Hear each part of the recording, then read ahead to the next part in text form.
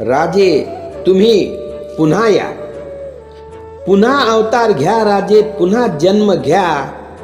अनाजी अजून मेला नाही, तुम्हीच दंड द्या.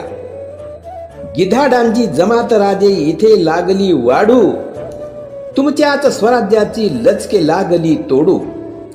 कपट कारस्थाने करून जनतेस लागली नाडू, काल उभा केलेला पुतळा आज लागला पडू.